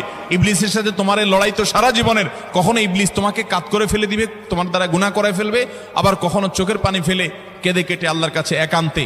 ভাইরা, কিছু নির্জন সময় কাটানো দরকার। আমাদের কোনো নির্জন সময় নাই। নির্জন সময় হলে ওই মোবাইলে আমরা ঢুকে পড়ি, মোবাইল টোবাইল বন্ধ করে ফেলে দিনে রাতে 24 ঘন্টার ভিতরে 5 ওয়াক্ত নামাজের পরে আগে যে কোনো সময় অন্তত 2-4-5টা মিনিট একটু চিন্তা ভাবনা করবেন, একটু নিজের হিসাব মিলাবেন, আল্লাহর সাথে কথা বলবেন। আজকে একটা গুনাহ হয়ে গেছে, আজকে একটা কাস্টমার মহিলা আসছে, তার সৌন্দর্য দেখে তাকে নিয়ে বাজে চিন্তা জল্পনা কল্পনা করেছি, নোংরামি করেছেন, গুনাহ কাজ করেছেন। কোনো কাস্টমার এসেছে, তার সাথে ফাঁকি ঝুঁকি দিয়েছেন, 2 নাম্বারই করেছেন, মিথ্যা কথা বলেছেন, কিনা দর এত আসে বলেছেন, আসলে এত আসে নাই। এই যে মিথ্যা বলেছেন কয়টা টাকার জন্য, এই টাকা দুনিয়াতে থেকে যাবে, মিথ্যাটা আপনার আমলনামা যুক্ত হয়ে আখিরাতে যাবে। এইসব কথা চিন্তা করে আল্লাহর কাছে চোখের পানি ফেলে একান্তে, আল্লাহ করে ফেলেছি আজকে শয়তানের পালায় পড়ে, আল্লাহ খেয়াল ছিল না, আপনি মাফ করে দেন। মালিক, আপনি মাফ না করলে কিয়ামতের ময়দানের শাস্তি হবে ভয়াবহ। দুনিয়াতে আপনি ছেড়ে দেন, আল্লাহ মাফ করে দেন। মাফ চায়া দুনিয়া থেকে ওইটাকে নিষ্পত্তি করেন, একটু চোখের পানি ফেলেন, সেজদায় পড়ে যান, 2 রাকাত সালাতুত তওবা নামাজ পড়ে আল্লাহর কাছে মাফ চান, এরপরের দিন আরো স্ট্রং করেন। এভাবে আপনি লড়াই চালাতে থাকবেন। আরে এই কুস্তি তো হয় অমর ভর কি, কবি ও দাবালে কবি তু দাবালে। শয়তান গুনাহ কমা আপনার দ্বারা করায় আসে জিতে যাবে, আর আপনি তওবা করে চোখের পানি ফেলে গুনাহ মাফ করিয়ে তারপরে আপনি শয়তানের উপরে জিতে যাবেন। তওবা করতে থাকবো তো ইনশাআল্লাহ। তওবা করতে কখনো ক্লান্ত হবেন, তওবা অব্যাহত রাখবেন, অনবরত রাখবেন। সবচেয়ে বেশি যেটা করতে হবে পরিমাণে, জুমার দিন, জুমার রাত, বৃহস্পতিবার সন্ধ্যা থেকে নিয়ে শুক্রবার সন্ধ্যার আগ পর্যন্ত পরিমাণে সবচেয়ে বেশি করতে হবে যে আমলটা, সেটা হলো দুরূদ শরীফের আমল। কিসের আমল? ভাইরা, দুরূদ এমন একটা আমল, আপনি যদি শুধু দুরূদের এই আমলটাকে আঁকড়ে ধরেন, সবসময় আপনার মুখ দিয়ে দুরূদ বের হতে থাকে, পড়তে থাকেন, তো নবী করিম সাল্লাল্লাহু আলাইহি সাল্লামের ভাষ্য অনুযায়ী, তার ওয়াদা অনুযায়ী, ইদান তুকফা হাম্মুক ওয়া তুগফার যামবুক, তোমার যত পেরেশানি আছে, নবী সাল্লাল্লাহু আলাইহি সাল্লাম বলেছেন, এই সব পেরেশানি দূর করার জন্য এই দুরূদের আমলটা যথেষ্ট হবে ইনশাআল্লাহ। এবং গুনাহ মাফের জন্য এই দুরূদের আমলটা কি হবে? যথেষ্ট হবে। নবী করিম সাল্লাল্লাহু আলাইহি সাল্লাম বলেছেন, মান সাল্লা আলাইয়া মাররাতান সাল্লাল্লাহু আলাইহি আশরা, যে ব্যক্তি আমার প্রতি একবার দুরূদ পাঠ করবে, আল্লাহ রাব্বুল আলামিন তার প্রতি 10 বার রহমত নাজিল করবেন। কয়বার রহমত নাজিল করবেন? আপনার জীবনে 10টি জায়গায় খুব ক্রাইসিসে পড়ে গেছেন, কোন জটিল সিচুয়েশনে মুখোমুখি হয়ে গেছেন, বিপদের মধ্যে পড়ে গেছেন, ওই জায়গায় আল্লাহর রহমত পাবেন। এরকম একবার দুরূদ পাঠ করবেন, হক আদায় করে যথাযথভাবে মহব্বতের সাথে 10 করবেন। নবী করিম সাল্লাল্লাহু আলাইহি ওয়াসাল্লাম বলেছেন, আকসিরু আলাইয়া মিনাস সালাতি মিন ইয়াউমিল জুমআতি ওয়া লাইলাতিল জুমআহ, তোমরা জুমার দিন এবং জুমার রাতে আমার প্রতি বেশি বেশি দুরূদ পাঠ করবে, দুরূদ প্রেরণ করবে। ফা ইন্না সালাতাকুম মা'রুদাতুন আলাই, কারণ তোমরা যে দুরূদ পাঠ করো এটা আমার কাছে পেশ করেন আল্লাহর ফেরেশতারা, এবং রীতিমতো নামধাম সহকারে আল্লাহর একদল ফেরেশতা নিয়োজিত আছে। তারা বলেন, আল্লাহ, হে আল্লাহ রাসূল, আপনার অমুক উম্মত, অমুক অনুসারী, আল্লাহর অমুক বান্দা পৃথিবীর অমুক প্রান্ত থেকে, অমুক দেশ থেকে, অমুকের সন্তান, সে আপনার প্রতি দুরূদ পেশ করেছে জুমার দিনে, জুমার রাতে বা অন্য সময়ে। এটা নবী করিম সাল্লাল্লাহু আলাইহি সাল্লামের কাছে রিপোর্ট দেওয়া হয় আল্লাহর নিযুক্ত ফেরেশতাদের মাধ্যমে। আপনি যখন দুরূদ পাঠ করবেন, আপনার ভিতরে এই ফিল হবে যে আমি দুরূদ পাঠ করছি, আর আমার নবীর কাছে এটা উপস্থাপিত হচ্ছে আমার নাম ধাম আমার রিপোর্ট সহকারে। এজন্য শুক্রবার দিন এবং রাত, অর্থাৎ বৃহস্পতিবার সন্ধ্যা থেকে নিয়ে শুক্রবার সন্ধ্যা পর্যন্ত এই 24 ঘন্টার মধ্যে নবী করিম সাল্লাল্লাহু আলাইহি সাল্লামের ভাষ্য খেয়াল করেন, আকসিরু আলাই। ওলামা একরাম জানেন নবী আলাইহিস সালাম সাধারণত কোনো আমল পরিমাণে বেশি করতে বলতেন না। পরিমাণে বেশি করতে বলার মতো আমল খুব কম ইসলামে। গোটা কোরআন যদি খোলেন আপনি, পরিমাণে অধিক করতে বলা হয়েছে এরকম আমল খুব বেশি পাবেন না। তোমরা বেশি বেশি করে নামাজ পড়ো, বেশি বেশি করে রোজা রাখো, এরকম কথা কোরআন হাদিসে নাই। অবশ্যই একজন ইমানদার 5 ওয়াক্ত ফরজ নামাজের পাশাপাশি অধিক পরিমাণে নফল নামাজও পড়বেন, সেটা ভিন্ন কথা। কিন্তু কোরআনে বেশি পরিমাণে আল্লাহর জিকির করার কথা বলা হয়েছে। আর নবী করিম সাল্লাল্লাহু আলাইহি সাল্লাম বৃহস্পতিবার সন্ধ্যা শুরু হলে শুক্রবার সন্ধ্যার আগ পর্যন্ত বেশি পরিমাণে করতে বলেছেন যে কাজটা, সেটা হলো দুরূদ শরীফের আমল। অতএব ভাইরা আমার, বৃহস্পতিবার সন্ধ্যা থেকে নিয়ে শুক্রবার সন্ধ্যা পর্যন্ত আপনি দোকানদার মানুষ, বৃহস্পতিবারে ব্যবসা করছেন, দোকানদারি করছেন, কোনো অসুবিধা নাই। আপনার অবসর সময়গুলোতে মুখ দিয়ে দুরূদ পড়তে থাকবেন। দুরূদের মধ্যে সবচেয়ে শ্রেষ্ঠ দুরূদ হলো নামাজে যেটা পড়েন, দুরূদ ইব্রাহিম। আল্লাহুম্মা সাল্লি আলা মুহাম্মদ ওয়া আলা আলি মুহাম্মদ কামা সাল্লাইতা আলা ইব্রাহিম ওয়া আলা আলি ইব্রাহিম ইন্নাকা হামিদুম। আল্লাহুম্মা বারিক আলা মুহাম্মদ ওয়া আলা আলি মুহাম্মদ কামা বারাকতা আলা ইব্রাহিম ওয়া আলা আলি ইব্রাহিম ইন্নাকা হামিদুম। তাহলে দুরূদের এই আমলটা, এটা করার জন্য আল্লাহ তাআলা এমন সহজ করে দিয়েছেন যে ওযুর প্রয়োজন নাই। আপনার ওযু নাই, তারপর আপনি দুরূদ পাঠ করতে পারবেন। এবং আপনি এই বড় দুরূদ পড়ার মতো সময় নাই, তো আপনি একেবারে সবচেয়ে সংক্ষিপ্ত দুরূদ পড়েন সাল্লাল্লাহু আলাইহি ওয়াসাল্লাম, তাতেও দুরূদ পাঠের সওয়াব পাবেন। চেষ্টা করব তো ইনশাআল্লাহ। শুক্রবার আসবে, দুরূদ বেশি বেশি করে পাঠ করব। আপনি দোকানে কাজ করেন, আপনার দোকানে আপনার সহকর্মী আরো কাজের লোক আছে, আপনি সবাইকে স্মরণ করাবার জন্য নিজে জোরে জোরে দুরূদ শরীফ পড়বেন এবং বলবেন যে শুক্রবার শুরু হয়ে গেছে, সবাই দুরূদ শরীফের আমল করো। ভাইরা আমার, আমি আমার জীবনের কথা বলতে পারি। আমার জীবনে ওই যে হাদিসের উপরে ইয়াকিন এবং বিশ্বাস আলহামদুলিল্লাহ ছিল, আমার জীবনে আমি অনেকবার দেখেছি এরকম জটিল পরিস্থিতি হয়েছে যে দেয়ালে পিঠ থেকে গেছে, নড়ার জায়গা নাই, আর কোন আপাত দৃষ্টি থেকে এই বিপদ থেকে উদ্ধারের কোনো পথ নাই। দুরুদ, ইস্তেগফার, দোয়া ইউনুস, এই 3 আমল, পাশাপাশি ইয়াজাল জালাল ওয়াল ইকরাম, এই 4টা জিনিসকে এমন ভাবে ধরছে, বিশেষ করে দুরুদ, স্পেশালি সারাক্ষণ দুরুদ। আল্লাহ রাব্বুল আলামিন এমন ভাবে সহযোগিতা করেছেন, এমন ভাবে উদ্ধার করেছেন যে কল্পনা করলে অবাক লাগে এখন যে এটা কিভাবে সম্ভব। ভাইরা আমার, এক সাহাবী নবী করিম সাল্লাল্লাহু আলাইহি ওয়াসাল্লামের কাছে এসে বলছে, ইয়া রাসূলুল্লাহ, আমি যে দোয়া করি, এই দোয়ার মধ্যে আমি নিজের জন্য করব, আমার ছেলে মেয়ের জন্য করব, অনেক কিছু করব, এটা সেটা, রিজিক চাইবো, সুস্থতা চাইবো, অনেক কিছুই তো আল্লাহর কাছে চাইবো। আপনি তো আল্লাহর রাসূল, আপনার জন্য দোয়া করলে আমাদেরই লাভ, একবার দোয়া করলে আল্লাহ 10 বার রহমত নাজিল করবেন, তো আপনার জন্য আমার দোয়ার ভিতরে কত পার্সেন্ট রাখবো? সাহাবী বারবার বিভিন্ন পার্সেন্টেজ বলছিলেন যে 3 ভাগের 1 ভাগ আপনার জন্য রাখি ইয়া রাসূলুল্লাহ, অর্ধেক রাখি, আরো বেশি করে রাখি। তিনি যত বলছেন নবী করিম সাল্লাল্লাহু আলাইহি সাল্লাম আরো বাড়ানোর জন্য তাকে উৎসাহ দিচ্ছিলেন। এক পর্যায়ে যখন তিনি বললেন, ইয়া রাসূলুল্লাহ, আমি আমার কোন দোয়ার সবটুকু যখন আপনার জন্য নিবেদন করব, আমি কোন একবার যখন দোয়া করব, দোয়া শুধু আপনার জন্যই করব যখন, অর্থাৎ পিওর দুরূদ যখন পড়ব, নিজের জন্য আর কিছু চাইবো না, শুধু আপনার জন্যই যদি চাই কোনোবার, তাহলে তখন নবী করিম সাল্লাল্লাহু আলাইহি সাল্লাম বলেছেন, ইদান তুকফা হাম্মুক ওয়া তুগফার যামবুক, তাহলে তোমার সকল পেরেশানি থেকে উদ্ধারের জন্য এই দুরূদটাই যথেষ্ট হয়ে যাবে, এবং তোমার সকল গুনাহ মাফের জন্য এটা যথেষ্ট হয়ে যাবে।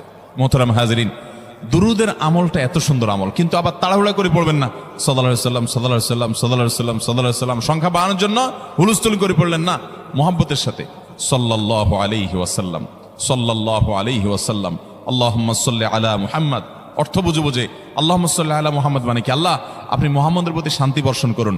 আরে ভাই, মুহাম্মদ সাল্লাল্লাহু আলাইহি সাল্লামের প্রতি আল্লাহ তাআলা শান্তি এমনি বর্ষণ করবে, আপনি আমি দোয়া করলেও করবে, না করলেও। কিন্তু মাঝখান থেকে আমরা, ভাইরা আমার, কোন বড় কর্মকর্তার কাছে আপনার কোনো কাজের ঠেকা আছে, কর্মকর্তার ওই ছেলেটার আপনি দেখছেন যে খাচ্ছে না, আপনি যদি বলেন, স্যার ছেলেটা খাচ্ছে না স্যার, একটু ডাক্তার দেখান স্যার, এভাবে তো বাঁচবে না, ওর কষ্ট হচ্ছে স্যার, আপনি বললেও উনি ওনার ছেলের দিকে কেয়ার করবে, কিন্তু আপনি এটা বলার কারণে তার নৈকট্য পাবেন কি পাবেন না, তার সিম্প্যাথি পাবেন কি পাবেন না। আরশে আজিমের মালিক তার হাবিবকে এত মহব্বত করেন, তিনি তার হাবিবের প্রতি এমনিতেই রহমত নাজিল করবেন, তাকে বিভিন্ন মর্যাদা আগে থেকেই দেওয়ার ঘোষণা দিয়ে রাখছেন। কিন্তু আপনি আমি দোয়া করলে আল্লাহ তাআলা তার মাধ্যমে আমাদের ভাগ্যকে সুপ্রসন্ন করে দিবেন। দুরুদের আমলকে জীবনের তরে আঁকড়ে ধরবেন ভাই, শুধুমাত্র জুমার দিন আর জুমার রাত না, সব সময় অধিক পরিমাণে। এরাবিয়ানদের মধ্যে আমলটা খুব বেশি আছে, তাদের দেখবেন তারা দুইটা আমল, মুখে দুইটা আমল, ভালো মন্দ তাদের মধ্যেও আছে, কিন্তু এই দুইটা আমল তাদের মধ্যে খুব ভালো। বেশিরভাগ মানুষই দেখা যায় অবসর সময় আস্তাগফিরুল্লাহ ইস্তিগফার করছে অথবা দুরুদের আমল করছে। আমাদের অবসর সব সময়গুলো নিয়ে গেছে মোবাইল ফোন। ভাইরা আমার, 4 বছর 5 বছর 6 বছর 7 বছর 10 বছর ধরে মোবাইল টিপতেছেন, ফেসবুক টিপতেছেন, ইউটিউব টিপতেছেন। বুকে হাত দিয়ে আমাকে জবাব দেয়া লাগবে না, নিজের বিবেককে একটু জবাব দেন। এই 10 বছর ফেসবুক, ইউটিউব, টিকটক, হোয়াটসঅ্যাপ টিপে আপনার অর্জন কি হয়েছে একটু হিসাব মিলান। এই যে স্ক্রল করতেছেন আঙ্গুল দিয়া, ঘন্টাকে ঘন্টা এই আঙ্গুল দিয়ে টানছেন টানছেন, নিচের দিকে যাচ্ছেন স্ক্রল করে ফেসবুকে, ইউটিউবে, একের পর এক। আপনার জীবনে অর্জনটা কি হয়েছে বলেন? ভাইরা আমার, এই মোবাইলের নিয়ন্ত্রণ করতে হবে, প্রয়োজনে ব্যবহার করতে হবে, কিন্তু এটাকে অনিয়ন্ত্রিত ব্যবহার করা যাবে না। একেবারে যখন তখন সারাদিন টিপাটিপি করলেন। আজকাল তো পোলাপান টয়লেটে গেলেও নিয়ে যায়। আল্লাহ তাআলা আমাদেরকে এই রোগ থেকে বেঁচে থাকার তৌফিক দান করুন। ভাইরা আমার, জীবনটাকে পরিবর্তন করতে হয়, সারা জীবন তো একরকম থাকলে হবে না। বহুত পাগলামি করেছি, আসুন নিজেকে সংশোধন করি। তাহলে জুমার দিন উপলক্ষে 1 নম্বরের আমল বলেছি, বেশি বেশি কোন আমল করতে হবে? সারা জীবন মনে রাখবো তো ইনশাআল্লাহ। বাসা বাড়িতে পরিবার লোকদেরকে মনে করাবো তো ইনশাআল্লাহ। আমি আমার ড্রাইভার থাকুক, আমার ছেলে মেয়ে থাকুক, আমার পরিবারের লোক থাকুক, আমি আমার কথা আপনাদের বলি উৎসাহের জন্য, যে জুমার দিন শুরু হয়ে গেলে আমি, শুধু আমি না, আমার পরিবার অন্যান্যরাও একে অন্যকে আমরা স্মরণ করে দিই। কে কে দুরূদ পড়তে কতবার পড়ছো, কেউ পড়ছে কিনা একবারও, সন্ধ্যা হয়ে গেছে, অনেক হয়ে গেছে, সবাই শুরু করি। আমলটা করবো তো ইনশাআল্লাহ। নাম্বার 1।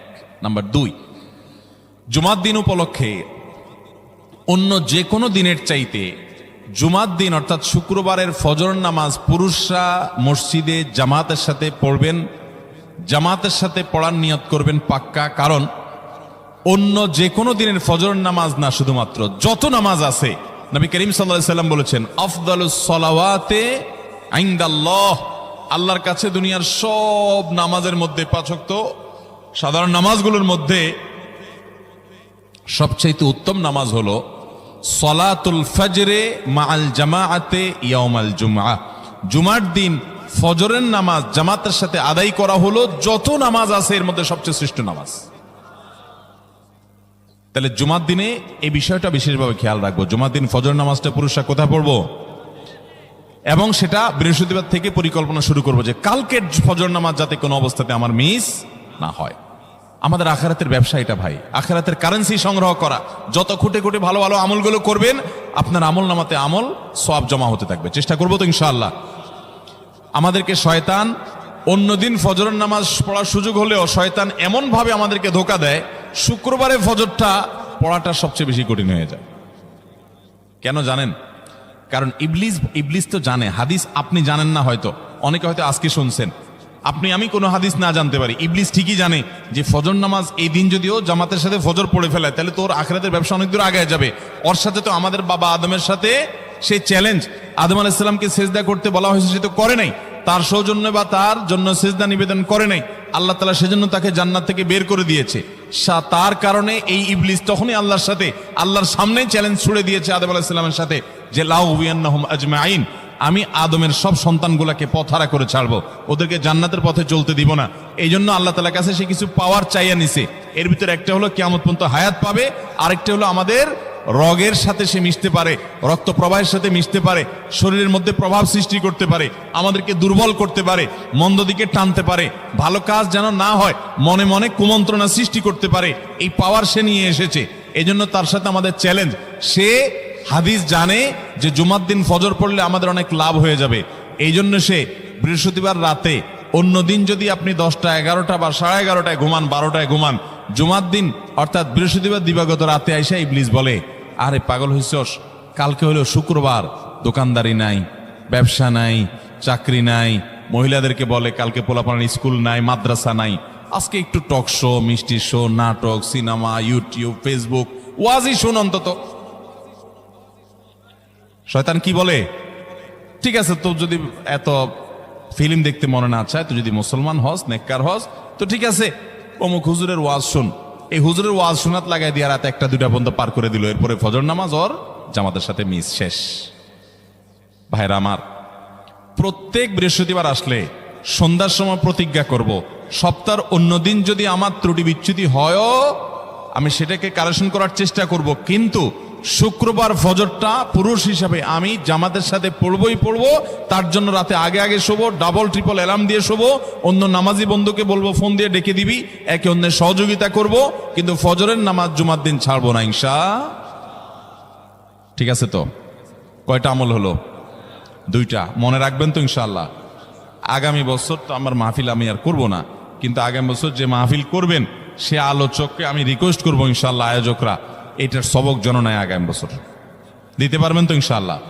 আমল যদি করেন তাহলে সবক ঠিকই দিতে পারবেন। ওই যে ভাই সবগুলো শুনে দিছে, কারণ এই আমল করেন। আচ্ছা, 3 নম্বর আমল হলো সূরা কাহাফ পড়বো। কোন সূরা পড়বো? সূরা কাহাফ। যারা কোরআন পড়তে পারেন না তারা শুনবেন, আর যারা পড়তে পারেন তারা নিজে পড়বেন। সূরা কাহাফ যদি জুমার দিন কেউ পড়ে, নবী করিম সাল্লাল্লাহু আলাইহি সাল্লাম বলেছেন এই সূরাটা তার জন্য নূর হবে, নূর, আলো আল্লাহর তরফ থেকে। কিয়ামতের ময়দানে ভয়াবহ গুটগুটে অন্ধকার হবে। কিয়ামতের একটা ভয়াবহ শাস্তি হলো অন্ধকারের শাস্তি।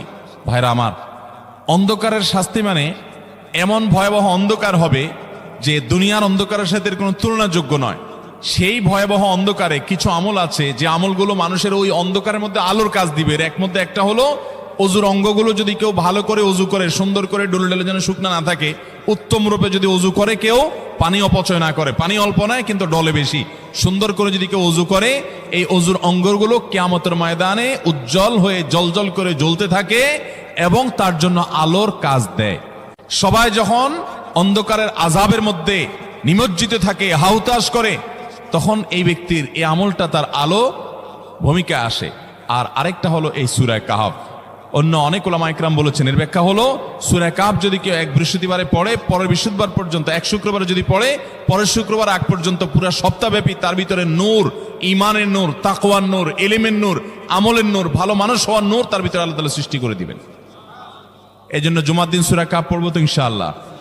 আলহামদুলিল্লাহ ভাই, আপনাদেরকে যে আমলগুলো করছি এগুলো আমি, আমার পরিবার সদস্য, পরিচিত, সহকর্মী, আমি চেষ্টা করি সবাইকে স্মরণ করানোর এবং আমল করার চেষ্টা করি।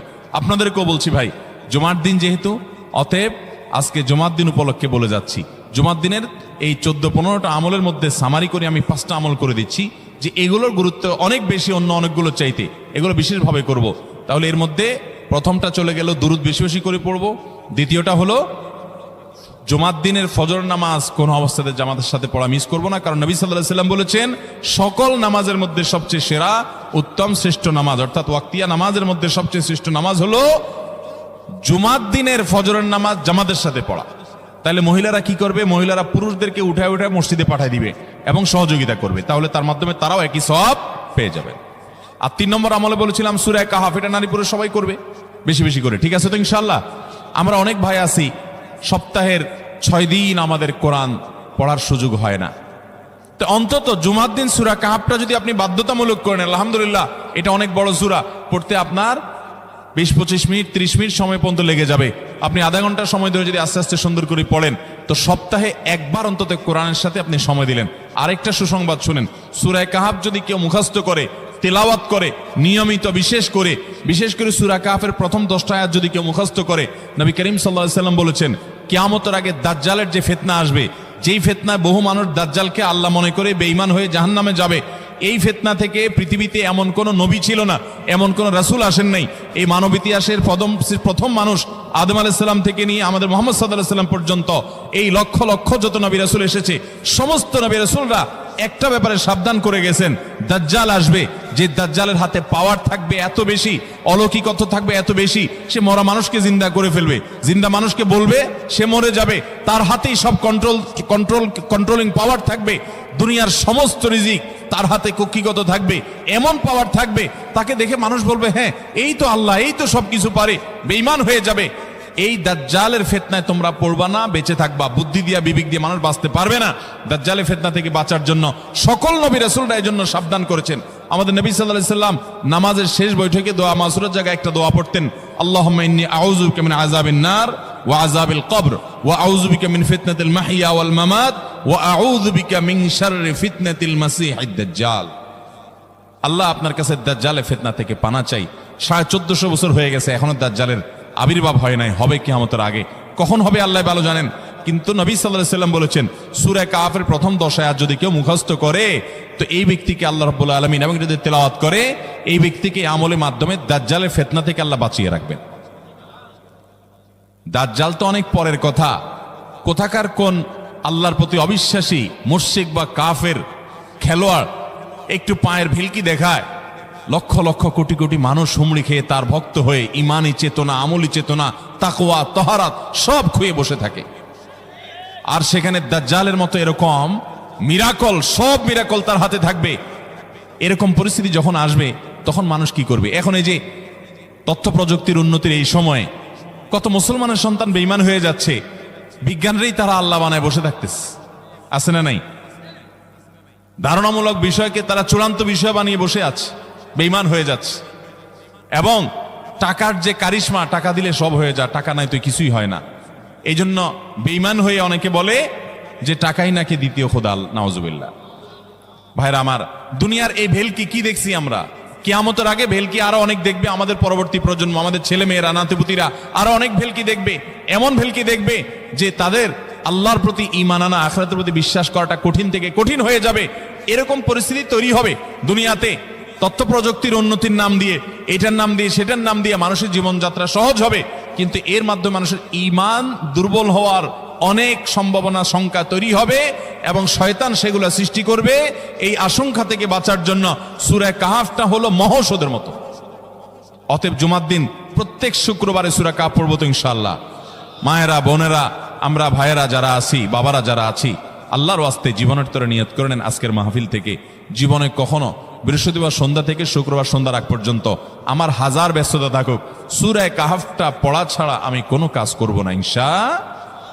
আমি আল্লাহর অনেক বান্দাকে ব্যক্তিগতভাবে জানি, আমি নিজেও এতটা গুরুত্ব দিয়ে করতে পারি না। অনেক বড় সরকারি কর্মকর্তা, অনেক বড় পদের নাম আমি বলবো না, আমাকে বলে ভাই আমি মাগরিবের পর, ব্যক্তিগতভাবে আমি জানি উনি খুব সৎ মানুষ, সব মানুষ একরকম হয় না, সৎ মানুষ। উনি বললেন ভাই মাগরিবের পরে আমার ফ্যামিলির সব বাচ্চা কাচ্চা সবাইকে আমি বলি, আমি ব্যস্ত থাকলেও বলি যে মাগরিবের পরে আগে সবাই সূরা কাহফটা পড়ে ফেলো, এরপর অন্য সব আমল। আমরাও চেষ্টা করবো না ইনশাআল্লাহ। কয়টা আমল গেল? তাসাল, ফরজ গোসল হলে ফরজ গোসল করবে, উত্তম রূপে গোসল করবে, ভালো করে গোসল করবে জুমার দিন। ওয়ামাশা ওয়ালাম ইয়ারকাব, জুমার নামাজের জন্য পায়ে হেঁটে মসজিদে যাবে, বাহনে চড়বে না। কেউ যদি মাজুর হয় সে বাহনে চড়লেও চলবে, কিন্তু সাধারণ যারা সুস্থ আছেন পায়ে হেঁটে মসজিদে যাবেন, বাহনে চড়লেন না। জুমার দিনের কথা, জুমার নামাজের কথা।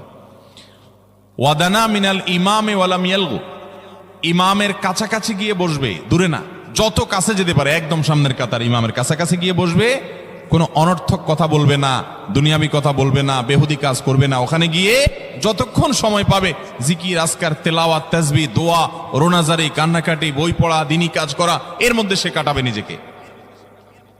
এই কয়েকটা কাজ যদি করে তাহলে কাজ কয়টা হলো? আগে আগে ঘুম থেকে উঠা, ওই যে ফজর নামাজ জামাতের সাথে পড়া ইত্যাদি, গোসল করা উত্তম রূপে, আর পায়ে হেঁটে মসজিদে যাওয়া, বাহনে না চড়া।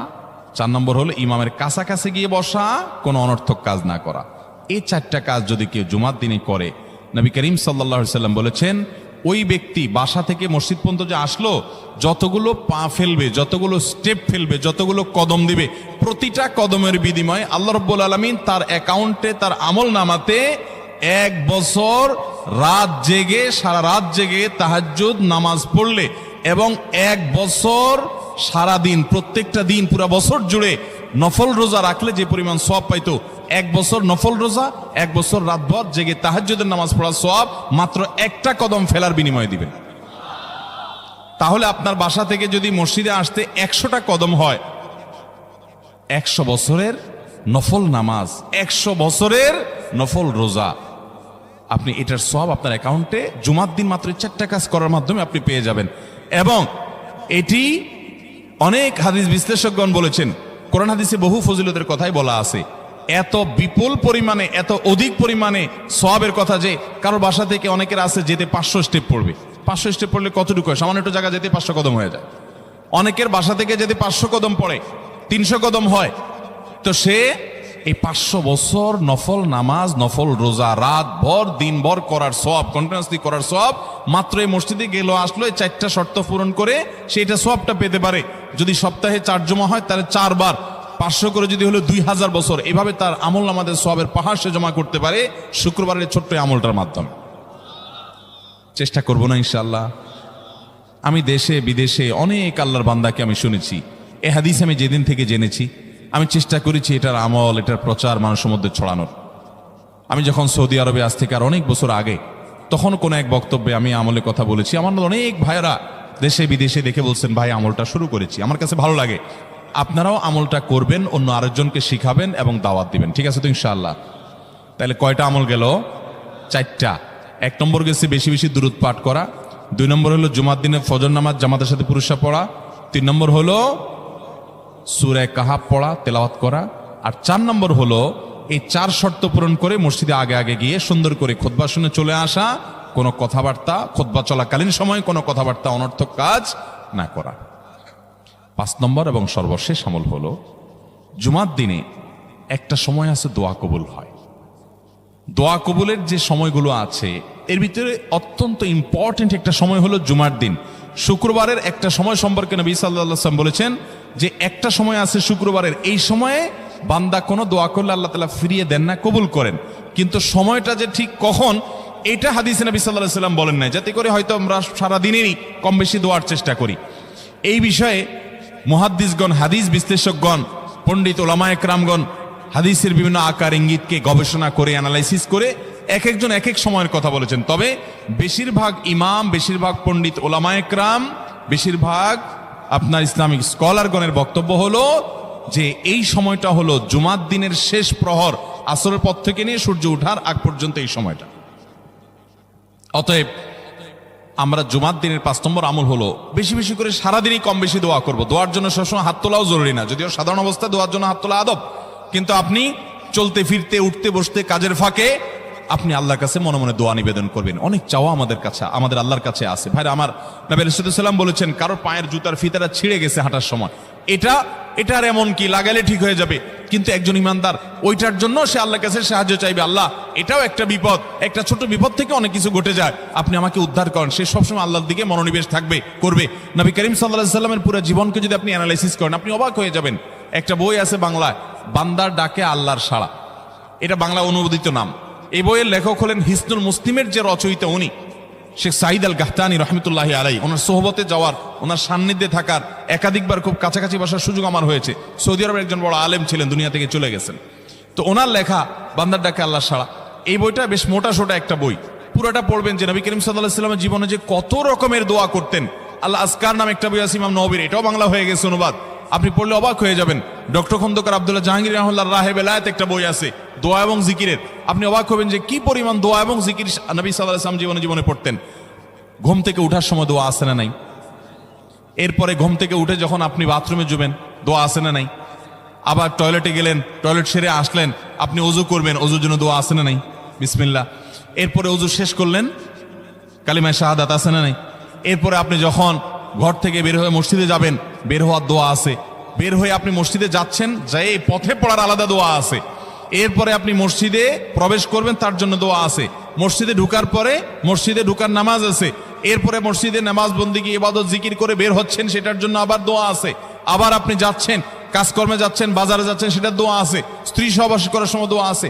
দোয়া নাই, জিকির নাই, এমন কোনো মুহূর্তে ইমানদারের জীবনে থাকতে পারে না। নবী করিম সাল্লাল্লাহু আলাইহি ওয়াসাল্লাম এই পরিমাণ দোয়া করতেন। এই জন্য ভাইরা, দোয়া যদি সবসময় করতে কষ্ট হয় হাত তুলতে, আপনি হাত তোলা ছাড়া শুক্রবারে দোয়া করেন, দোয়াটা অনেক বেশি করা দরকার। আমাদের কত জিনিস আল্লাহর কাছে চাইতে হয়, আমরা আল্লাহর কাছে চাই না। পেটে অসুখ হয়েছে, আমরা ডাক্তারের কথা মাথায় আগে আসে। আপনি ওষুধ খান, ওষুধ খাওয়া সুন্নত, কিন্তু ইমানদার সবকিছুর আগে আল্লাহর কথা স্মরণ করবে এবং আল্লাহর কাছে বলবে, আল্লাহ আপনি সহজ করে দেন। আপনার অসুখ হয়েছে, সবকিছুর আগে নাপার কথা মনে আসে, আরে ভাই প্যারাসিটামলের কথা মনে আসে, এটা দোষের না, কিন্তু আপনার মনে আগে আসতে হবে যে নবী সাল্লাল্লাহু আলাইহি ওয়াসাল্লাম দোয়া শিক্ষা দিয়েছেন। যদি কেউ ব্যথার জায়গায় হাত দেয় এবং পড়ে আউযু বিইজ্জাতিল্লাহি ওয়া কুদরাতিহি মিন শাররি মা আজিদু ওয়া হাজির, আল্লাহ রাব্বুল আলামিন তার ব্যথা দূর করে দিবেন। এক সাহাবী এই হাদিসের উপর আমল করে তৎক্ষণাৎ তার ব্যথা দূর করেছেন। শুধু ইয়াকিনের অভাব, শুধু বিশ্বাসের অভাব, ঈমানের অভাব।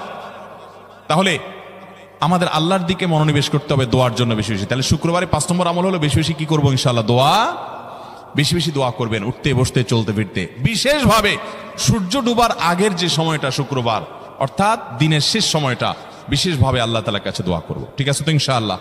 কয়টা আমল বললাম? 5টা আমল। 1, বেশি বেশি দুরুদ।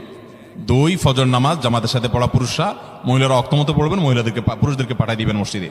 3, সূরা কাফ পড়বেন। 4, আগে ঘুম থেকে উঠে উত্তম রূপে গোসল করে মসজিদে আগে আগে গিয়ে পায়ে হেঁটে গিয়ে সামনে ইমাম সাহেবের কাছাকাছি গিয়ে বসা, অনর্থক কথা কাজ না করা, তেলাওয়াত জিকির আজকারের মশগুল থেকে নামাজটা পড়ে বের হয়ে আসা, এই কাজ।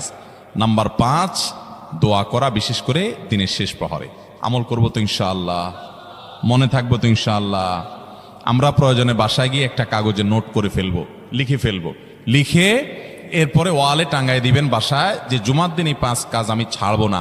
আপনি যদি মনেও না থাকে, আপনার যদি ভুলেও যান, আপনি এই কাগজ আপনাকে মনে করাবে ইনশাআল্লাহ। বাসায় ফ্যামিলির লোকদের সাথে শেয়ার করবেন, জুমার দিন হুজুর বলেছেন, আমি একটু আমার মন থেকে বলিনি, এগুলো সব কোরআন হাদিসের কথা বলেছি আপনাদেরকে। কোরআন হাদিসের আলোকে 5টা আমলের কথা বলেছেন, বিশেষভাবে জুমার দিন আমি 5টা আমল করবই করব। ভাইরা আমার, প্রত্যেক জুমার দিন যদি আপনি একটু ইমানের রিচার্জ করেন, ইনশাআল্লাহ সারা সপ্তাহ আপনার জন্য সেটা উপকারে আসবে। চেষ্টা করবো তো ইনশাআল্লাহ? এবং দোকানে অফিসে টাঙ্গায় রাখবেন। যারা এই টাঙ্গায় রাখার আমলটা করবেন, আয়োজক যারা আছেন, আপনাদের কাছে আমার অনুরোধ যে ভাইরা এই কাজটা করছেন, ওনারা যদি আয়োজকদের মাধ্যমে ছবিটা আমার কাছে পাঠাইতে পারেন, আমার অফিসে নিয়ে আমি ইনশাআল্লাহ নিজে হাতে তাদের পুরস্কার দেব। বিশেষ করে এই মাহফিলের লোক যারা আছেন আজকের, আয়োজকদের মাধ্যমে। আল্লাহ তাআলা এই আমলগুলো আমাকে আপনাকে আমাদের সবাইকে করার তৌফিক দান করুন। আমল মনে রাখবো তো ইনশাআল্লাহ? আমল করবো তো ইনশাআল্লাহ? যাদের কাজ আছে, ফজর নামাজটা বিশেষ করে মিস হবে মনে হয়, তারা যাইতে পারেন, কোনো অসুবিধা নেই। অন্যান্য সময় আমরা সাধারণত দেখি যে মানুষ ঠেকায় না, মানুষ ঠেকায় না, বিশেষ করে রাত বেশি হয়ে গেলে ফজর নামাজ মিস হবে এই আশঙ্কা হলে আপনার বসার চাইতে বরং যাওয়া ভালো। যাই হোক ভাই, কিন্তু আওয়াজ না করি, সবাই আওয়াজ বন্ধ করি। ভাই প্রশ্ন উত্তরে যাই আমরা, বিসমিল্লাহ। প্রথম প্রশ্ন, মেয়েদের মডেলিং বোরকা পর্দার জন্য কতটুকু জায়েজ? আপনারা অনেকে বোরকা বিক্রি করেন না, এখানে আছে না ভাইরা আমার? যেই সমস্ত বোরকার মধ্যে কারুকার্য আছে অনেক বেশি, বোরকার মধ্যে আবার মডেলিং হয়, অবাক করা বিষয়। কিয়ামতের আগে যে আসলে আরো কত কিছু হবে। এই বোরকার উপরে যদি মডেলিং কারুকার্য হয়, চাকচিক্য হয়, বোরকা যদি খুব টাইট ফিট হয়, বোরকা যদি এমন হয় যে বোরকা বরং পুরুষের দৃষ্টিকে আরো বেশি আকর্ষণ করে, তাহলে এই বোরকা ঢাকার জন্য আরেকটা বোরকা লাগবে। তা না হলে পর্দা হবে। পর্দার উদ্দেশ্য হলো নিজের সৌন্দর্যকে অনাবৃত করা, নিজের সৌন্দর্যকে ঢেকে রাখা, এটাই হলো পর্দার কি উদ্দেশ্য। সেখানে যদি পর্দার উদ্দেশ্যটাই নষ্ট হয়ে যায়, তাহলে এই বোরকা পরলে পর্দা করার যে নির্দেশ সেটা পালন হবে। ভাইরা আমার, এই জন্য টেডি মার্কা বোরকা, আপনার এই মডেলিং মার্কা বোরকা, স্টাইলিশ বোরকা, এগুলা পর্দা হবে না এগুলা দ্বারা। হ্যাঁ, কোনো নারী তিনি খোলামেলা চলাফেরা করেন, তিনি দিনের পথে মাত্র আসছেন, মডেলিং দিয়ে শুরু করছেন, আস্তে আস্তে ইনশাল্লাহ পিওর বোরকা যাবেন, হ্যাঁ, সেই হিসাবে তার জন্য আমি বলতে পারি এটা ওজোর। ঠিক আছে, উনি চেষ্টা করেছেন, শুরুটা অন্তত করেছেন। কিন্তু ভাইরা, পরিপূর্ণ পর্দা করতে চাইলে এই মডেলিং বা স্টাইল মার্কা বোরকা হবে। আচ্ছা বলেন তো, আপনার আমার মা বোন বা স্ত্রীকে যদি আমরা বাহিরে নিয়ে যাই, তাদের সাথে আমরা বাহিরে যাই, তারা যদি খোলামেলা পোশাক পরে যায় বা এমন পোশাক পরে যায় যেটা সব পুরুষের দৃষ্টিকে আকৃষ্ট করে, তাহলে অন্য সব পুরুষরা তার দিকে তাকাইলে আপনার কাছে ভালো লাগে না খারাপ লাগে? কেমনে খারাপ লাগে? অনেক পুরুষটা আছে বউয়ের ছবি ফেসবুকে দিয়ে বলে, আপনাদের ভাবি কেমন হলো বললেন।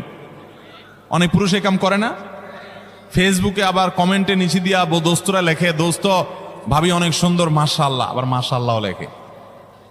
এরপরে আবার দোস্ত আবার রিপ্লাইতে দেয় কি, ধন্যবাদ দোস্ত।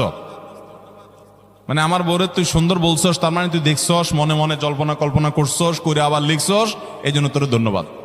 ভাইরা আমার, মানুষের বিবেক যখন লোপ পেয়ে যায়, তখন সে হিতাহিত জ্ঞান হারিয়ে ফেলে। আমাদের মা, আমাদের বোন, আমাদের মেয়ে, আমাদের স্ত্রী, তাদেরকে নিয়ে আমরা যখন খোলামেলা পোশাকে যাব, কোনো বিয়েতে আপনি যখন যাবেন, কোনো মার্কেটে যাবেন, একেবারে চাকচিক্যপূর্ণ পোশাক, একদম খোলামেলা অশ্লীল।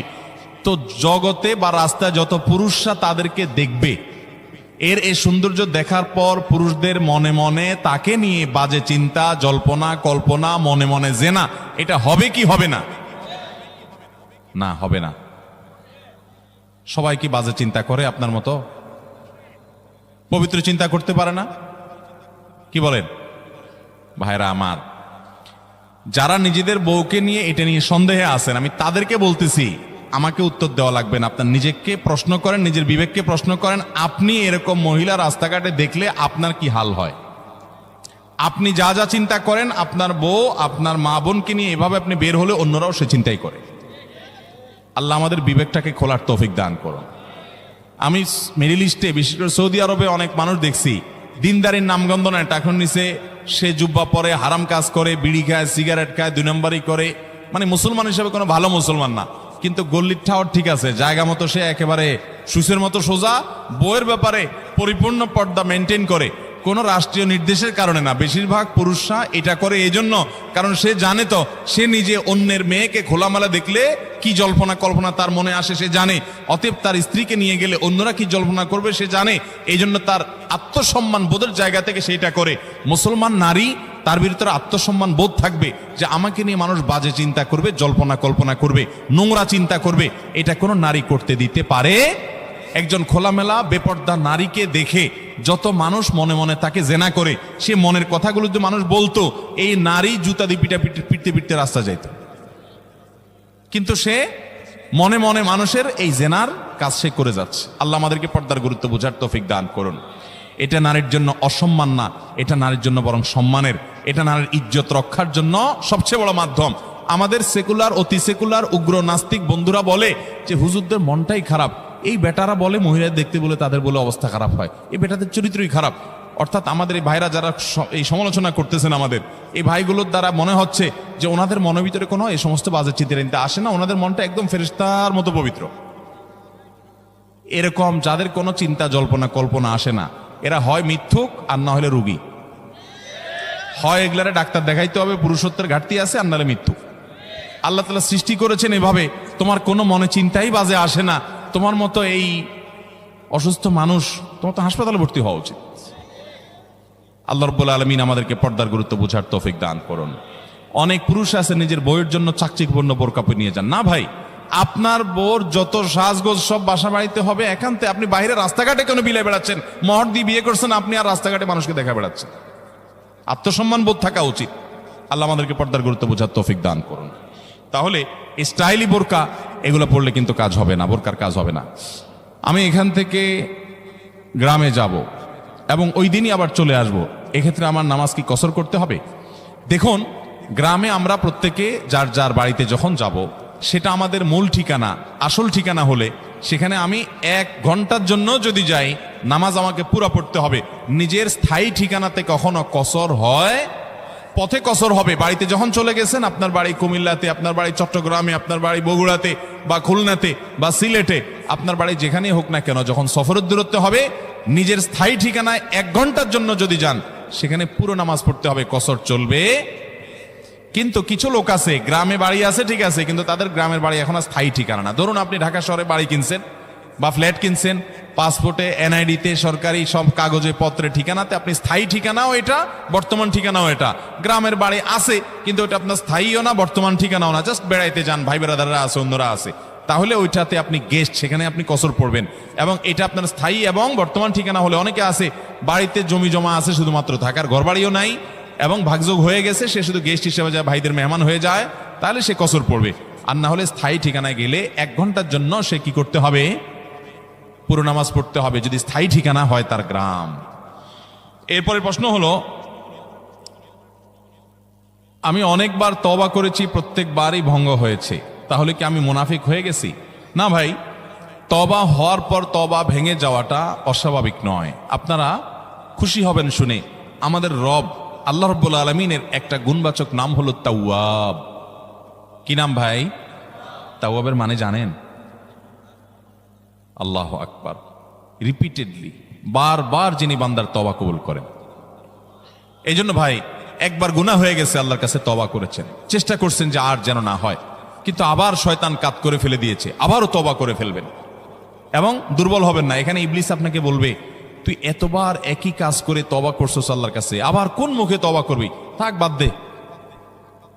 আপনার তওবা থেকে দূরে সরাবে। এটা হলো শয়তানের সবচেয়ে বড় অস্ত্র। কখনো নিরাশ হওয়া যাবে না। তওবা আগের বারের চাইতে পরের বারটা আরো স্ট্রং করবেন, যে ঠিক আছে আগের বারটা তওবা আমি দুর্বল ছিল, এটাকে আরো স্ট্রং করব, চেষ্টা করবো না ইনশাআল্লাহ। তাহলে তওবা বারবার করতে হবে, বারবার করতে হবে। ভেঙে গেলে আরো শক্ত হার্ডলি তওবা করতে হবে, নিজের প্রতি নিজে শাসন চালাতে হবে। এভাবে ইনশাআল্লাহ সামনে আগাইতে হবে। ভারতবর্ষে একজন কবি বলেছেন, আরে ইয়ে কুস্তি তো হয় অমর ভর কি, কবি ও দাবালে কবি তু দাবালে। ইবলিসের সাথে তোমার এই লড়াই তো সারা জীবনের। কখনো ইবলিস তোমাকে কাত করে ফেলে দিবে, তোমার দ্বারা গুনাহ করায় ফেলবে, আবার কখনো চোখের পানি ফেলে কেঁদে কেটে আল্লাহর কাছে একান্তে। ভাইরা, কিছু নির্জন সময় কাটানো দরকার। আমাদের কোনো নির্জন সময় নাই। নির্জন সময় হলে ওই মোবাইলে আমরা ঢুকে পড়ি, মোবাইল টোবাইল বন্ধ করে ফেলে দিনে রাতে 24 ঘন্টার ভিতরে 5 ওয়াক্ত নামাজের পরে আগে যে কোনো সময় অন্তত 2-4-5টা মিনিট একটু চিন্তা ভাবনা করবেন, একটু নিজের হিসাব মিলাবেন, আল্লাহর সাথে কথা বলবেন। আজকে একটা গুনাহ হয়ে গেছে, আজকে একটা কাস্টমার মহিলা আসছে, তার সৌন্দর্য দেখে তাকে নিয়ে বাজে চিন্তা জল্পনা কল্পনা করেছি, নোংরামি করেছেন, গুনাহ কাজ করেছেন। কোনো কাস্টমার এসেছে, তার সাথে ফাঁকি ঝুঁকি দিয়েছেন, 2 নাম্বারই করেছেন, মিথ্যা কথা বলেছেন, কিনা দর এত আছে বলেছেন, আসলে এত আসে নাই। এই যে মিথ্যা বলেছেন কয়টা টাকার জন্য, এই টাকা দুনিয়াতে থেকে যাবে, মিথ্যাটা আপনার আমলনামা যুক্ত হয়ে আখিরাতে যাবে। এইসব কথা চিন্তা করে আল্লাহর কাছে চোখের পানি ফেলে একান্তে, আল্লাহ করে ফেলেছি আজকে শয়তানের পালায় পড়ে, আল্লাহ খেয়াল ছিল না, আপনি মাফ করে দেন। মালিক, আপনি মাফ না করলে কিয়ামতের ময়দানের শাস্তি হবে ভয়াবহ। দুনিয়াতে আপনি ছেড়ে দেন, আল্লাহ মাফ করে দেন। মাফ চায়া দুনিয়া থেকে ওইটাকে নিষ্পত্তি করেন, একটু চোখের পানি ফেলেন, সেজদায় পড়ে যান, 2 রাকাত সালাতুত তওবা নামাজ পড়ে আল্লাহর কাছে মাফ চান, এরপরের দিন আরো স্ট্রং করেন। এভাবে আপনি লড়াই চালাতে থাকবেন। আরে এই কুস্তি তো হয় অমর ভর কি, কবি ও দাবালে কবি তু দাবালে। শয়তান গুনাহ কমা আপনার দ্বারা করায় সে জিতে যাবে, আর আপনি তওবা করে চোখের পানি ফেলে গুনাহ মাফ করিয়ে তারপরে আপনি শয়তানের উপরে জিতে যাবেন। তওবা করতে থাকবো তো ইনশাআল্লাহ। তওবা করতে কখনো ক্লান্ত হবেন, তওবা অব্যাহত রাখবেন, অনবরত রাখবেন। সবচেয়ে বেশি যেটা করতে হবে পরিমাণে, জুমার দিন জুমার রাত, বৃহস্পতিবার সন্ধ্যা থেকে নিয়ে শুক্রবার সন্ধ্যার আগ পর্যন্ত পরিমাণে সবচেয়ে বেশি করতে হবে যে আমলটা, সেটা হলো দুরূদ শরীফের আমল। কিসের আমল? ভাইরা, দুরূদ এমন একটা আমল, আপনি যদি শুধু দুরূদের এই আমলটাকে আঁকড়ে ধরেন, সবসময় আপনার মুখ দিয়ে দুরূদ বের হতে থাকে, পড়তে থাকেন, তো নবী করিম সাল্লাল্লাহু আলাইহি সাল্লামের ভাষ্য অনুযায়ী, তার ওয়াদা অনুযায়ী, ইদান তুকফা হাম্মুক ওয়া তুগফার যামবুক, তোমার যত পেরেশানি আছে নবী সাল্লাল্লাহু আলাইহি সাল্লাম বলেছেন, এই সব পেরেশানি দূর করার জন্য এই দুরূদের আমলটা যথেষ্ট হবে ইনশাআল্লাহ। এবং গুনাহ মাফের জন্য এই দুরূদের আমলটা কি হবে? যথেষ্ট হবে। নবী করিম সাল্লাল্লাহু আলাইহি সাল্লাম বলেছেন, মান সাল্লা আলাইয়া মাররাতান সাল্লাল্লাহু আলাইহি আশরা, যে ব্যক্তি আমার প্রতি একবার দুরূদ পাঠ করবে, আল্লাহ রাব্বুল আলামিন তার প্রতি 10 বার রহমত নাজিল করবেন। কয়বার রহমত নাজিল করবেন? আপনার জীবনে 10টি জায়গায় খুব ক্রাইসিসে পড়ে গেছেন, কোন জটিল